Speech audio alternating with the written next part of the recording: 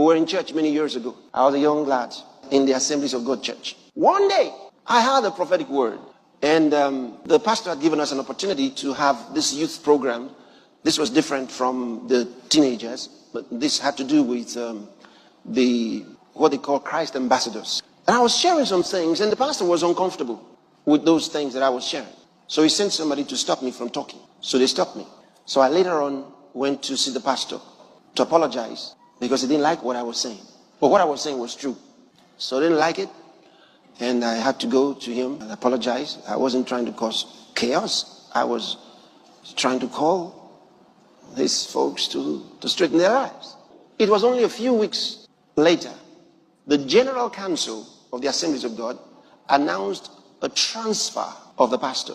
Now, when they did, the church turned into a war zone. They started with the prophetesses.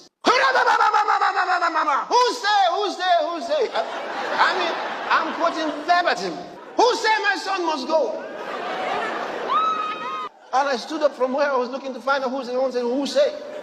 And once she started, some others, and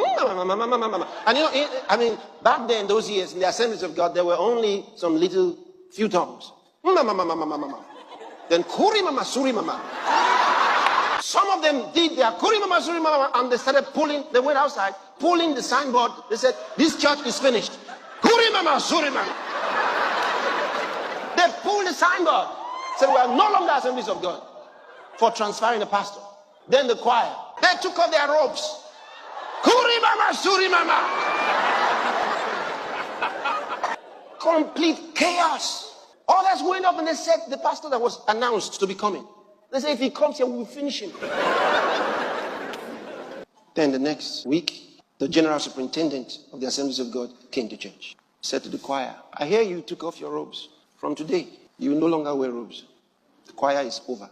They couldn't do kuri mama, suri mama. The Holy Ghost kept them in their chair. They were waiting for the moment where they would spring up and start their war. But they couldn't. They not held them there and brought order to the church. And he told them, he said, the pastor we have transferred here is coming. And the pastor came. And the one that they were fighting for was removed because he was raising a mob, not a church.